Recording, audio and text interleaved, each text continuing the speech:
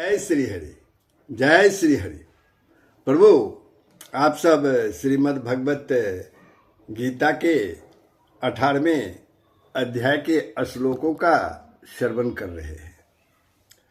पिछले दिनों आप लोगों ने इसी अध्याय के श्लोक 54 और 55 का श्रवण किया था,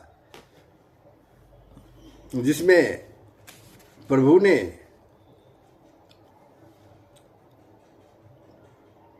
बताया था कि उस पराभक्ति के द्वारा वह मुझ परमात्मा को मैं जो हूँ और जितना हूँ ठीक वैसा ही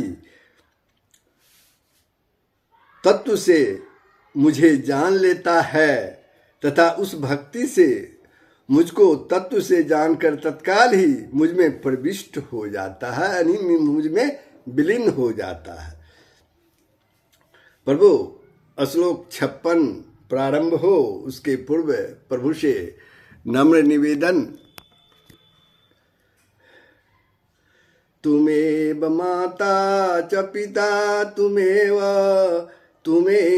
बंधुश्च सखा तुमेव विद्याधर्मिणं तुमेव सर्वमं देव वसुदेव सुतं देवं कंसचाणूरमर्दनं देवकी परमानंदं कृष्णं वंदे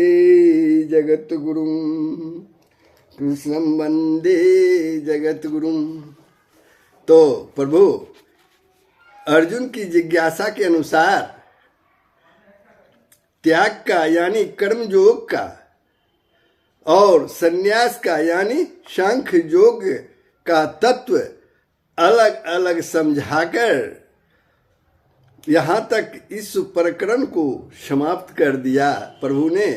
किंतु इस वर्णन में भगवान ने वह बात नहीं कही कि दोनों में से तुम्हारे लिए अमुक साधन कर्तव्य है, अतः अर्जुन को भक्ति प्रधान कर्म योग ग्रहण कराने के उद्देश्य से भक्ति प्रधान योग ग्रहण कराने के उद्देश्य से किसको? अर्जुन को अब भक्ति प्रधान कर्म योग की महिमा बताते हैं प्रभु श्री कृष्ण। अगले श्लोक 56 में प्रभु श्लोक 56 प्रारंभ हो। आप लोगों से नम्र निवेदन है, यदि आपने वीडियो को सब्सक्राइब नहीं किया है तो अवश्य सब्सक्राइब कर देंगे, साथ ही लाइक करेंगे, शेयर करेंगे और अपने विचार कमेंट बॉक्स में अवश्य ही लिखेंगे। तो जय श्री हरि। तो श्लोक 56, सर्वे कर्माणि अपि सदा कुर्वाण मद्भयपाश्रयः मत प्रसादात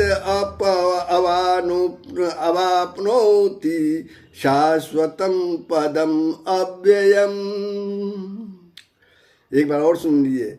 सर्वे कर्माणि अपि सदा कुर्वाणः मद्भयपाश्रयः मत प्रसादात अवाप्नोति शाश्वतम पदम अव्ययम।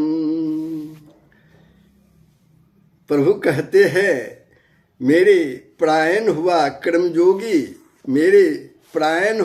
कर्मयोगी तो संपूर्ण कर्मों को सदा करता हुआ भी मेरी कृपा से सनातन अविनाशी परम पद को प्राप्त हो जाता है।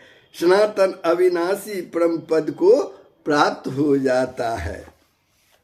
अब देखिए, समस्त कर्मों का और उनके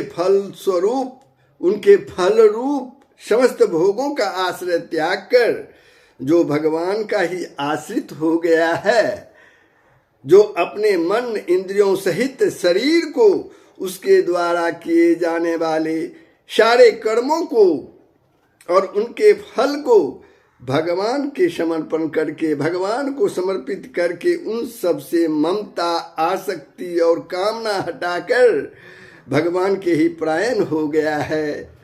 भगवान को ही अपना परम प्राप्य, परम मित्र, परम हितैषी, परमाधार और सर्वस्व समझकर जो भगवान के विधान में सदैव प्रसन्न रहता है, भगवान के विधान में सदैव प्रसन्न रहता है, सदा खुश रहता है, किसी भी सांसारिक वस्तु के संयोग वियोग में और किसी भी घटना में कभी हर्ष शोक नहीं करता, सदा भगवान पर ही निर्भर रहता है तथा जो कुछ भी कर्म करता है भगवान के आज्ञा अनुसार उन्हीं के प्रसन्नता के लिए अपने को केवल निमित्त मात्र समझकर उन्हीं की प्रेरणा और शक्ति से जैसे भगवान कराते हैं वैसे ही वह करता है एवं अपने को सर्वथा भगवान के अधीन समझता है। ऐसे भक्ति प्रधान कर्मयोग का वाचक मद व्यापाश्रय पद है जो इस श्लोक में आया है। अब एक पद है सर्व कर्माणि पद, यहाँ किन कर्मों का वाचक है। सर्व अपने वर्ण और आश्रम के अनुसार जितने भी शास्त्र विहित कर्तव्य कर्म हैं, अपने वर्ण, ध्यान रखिए, अपने वर्ण और आश्रम के अनुसार जितने भी शास्त्र विहित कर्तव्य कर्म हैं, जिनका वर्णन पहले नियतम कर्म और स्वभावजम कर्म के नाम से किया गया है तथा जो भगवान की आज्ञा और प्रेरणा के अनुकूल है, उन समस्त कर्मों का वाचक इस श्लोक में सर्वकर्माणि पद है।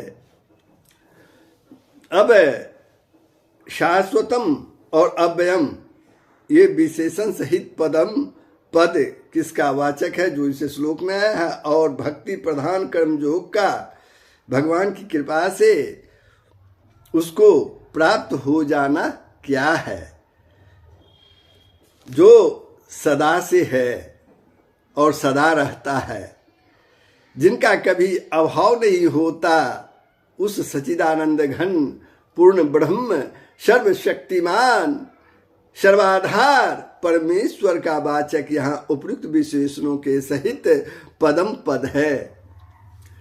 वही परम प्राप्य है और वह भाव दिखलाने के लिए उसे पद के नाम से कहा गया है। 45वें श्लोक में जिस संसिद्धि की प्राप्ति, 46वें में सिद्धि की प्राप्ति और 55वें में श्लोक में माम पदवाच परमेश्वर की प्राप्ति कहा गया है, उसी को यहाँ शाश्वतम अव्ययम विशेषणों सहित पदम पदवाच भगवान की प्राप्ति कहा गया है। भाव यह है कि अलग अलग नामों से एक ही तत्व का वर्णन किया गया है। उपयुक्त भक्ति प्रधान कर्मयोगी के भाव से भावित और प्रसन्न होकर उस पर अतिशय अनुग्रह करके भगवान स्वयं ही उसे पराभक्ति रूप बुद्धि योग प्रदान कर देते हैं। इस प्रकार भक्ति प्रधान कर्मयोग की महिमा का वर्णन करके अब अर्जुन को वैसा ही बनने के लिए आज्ञा देते हैं प्रभु श्री कृष्ण। अगले श्लोक 57 में वो क्या है, ध्यान से सुनिए। चेत सा सर्व कर्माणि मयि शन्यस्य मत्परः बुद्धियोगामुपाश्रित्य मच्चित्तः सततं भव। चेत सा सर्व कर्माणि मयि शन्यस्य मत्परः बुद्धियोगम उपाश्रित्य मंचितः सततं भव।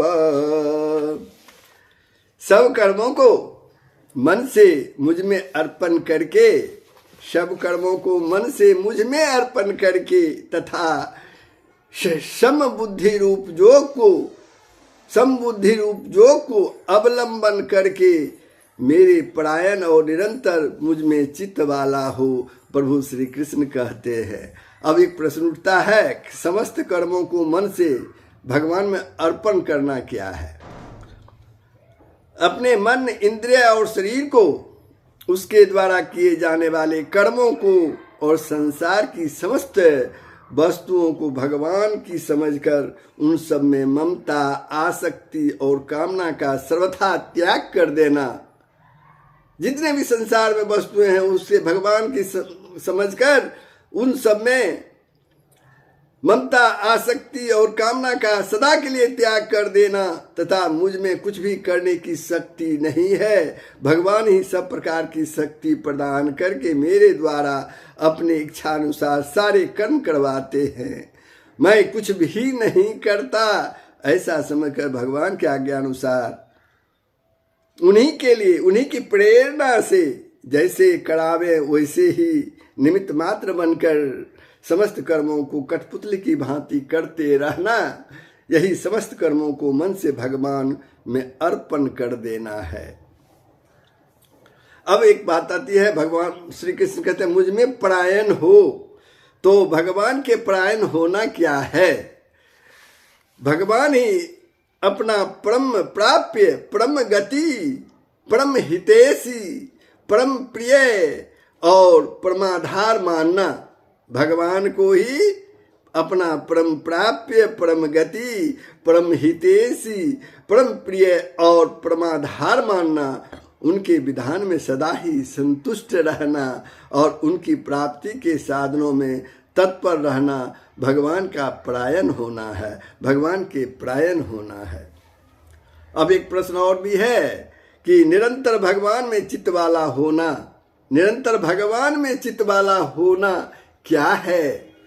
मन बुद्धि को अटल भाव से भगवान में लगा देना, मन बुद्धि को अटल भाव से भगवान में लगा देना, भगवान के सिवा अन्य किसी में भी थोड़ी भी प्रेम का संबंध न रखकर, भगवान के अलावे किसी से भी थोड़ा सा भी प्रेम का संबंध न रखकर अनन्य प्रेम पूर्वक निरंतर लगातार भगवान का ही चिंतन करते रहना। क्षण मात्र के लिए भी भगवान की विस्मृति जो अगर हो जाए तो वह अहस्य हो जाना। उठते बैठते चलते फिरते खाते पीते सोते जागते और समस्त कर्म करते समय भी, सारे काम करते समय भी नित्य निरंतर मन से भगवान का दर्शन करते रहना, यही निरंतर भगवान में चित्त वाला होना है। अब इस प्रकार भगवान अर्जुन को भक्ति प्रधान कर्म योगी बनने की आज्ञा देकर अब उस आज्ञा के पालन करने का फल बतलाते हुए उसे न मानने में बहुत बड़ी हानि बतलाते हैं। श्लोक 58 में वो क्या है? श्लोक 58 ध्यान से सुनिए।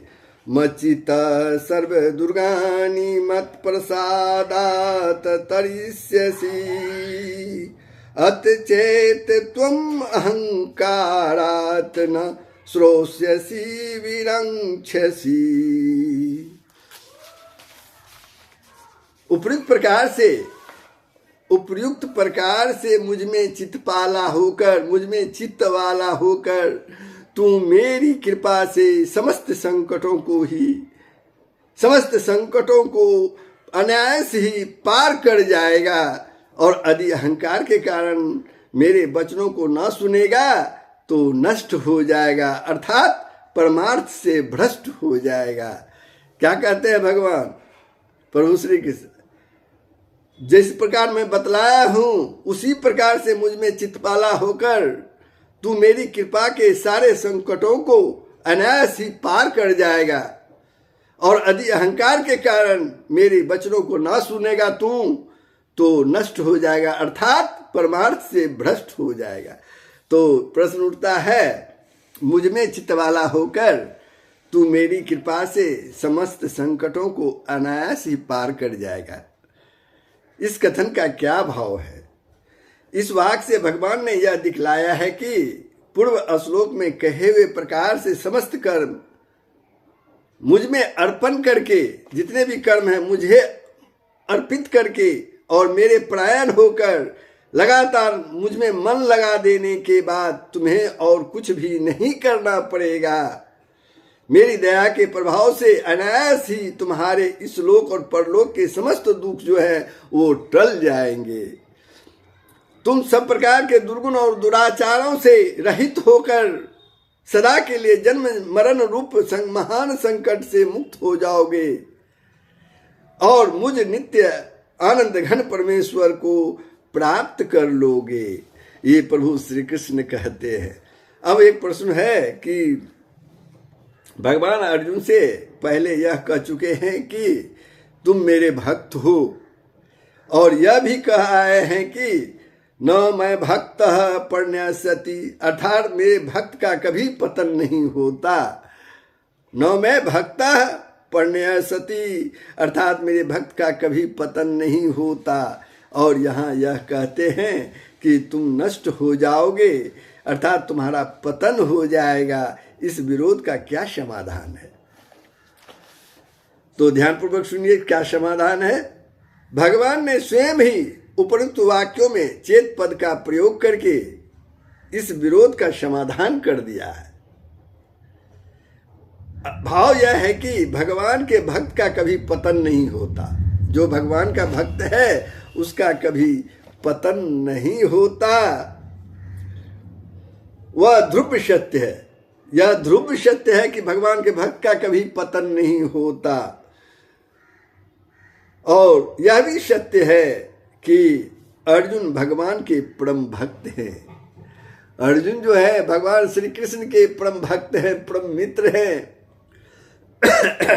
इसलिए वे भगवान की बात ना सुने, उनकी आज्ञा का पालन ना करे, यह हो ही नहीं सकता। किंतु इतने पर भी यदि अहंकार के बस में होकर वे भगवान की आज्ञा की अवहेलना कर दे, कौन? अर्जुन भगवान की आज्ञा की अवहेलना कर दे, तो फिर भगवान के भक्त नहीं समझे जा सकते। इसलिए फिर उनका पतन होना भी युक्ति संगत ही है। तो इस प्रकार प्रभु श्लोक 58 जो है उस पर मैं विश्राम लेता हूँ। ये प्रसंग कैसा लगा जो प्रभु ने बताया, मुझ में प्रयाण होकर मुझ में चित्त वाला बन जा, मेरे भक्त हो जा, तुम्हें इस जन्म मरण का जो संकट है वो समाप्त हो जाएगा। तो अपने विचार कमेंट बॉक्स में अवश्य लिखेंगे। जय श्री हरि। सबका कल्याण हो, पूरे विश्व का कल्याण हो।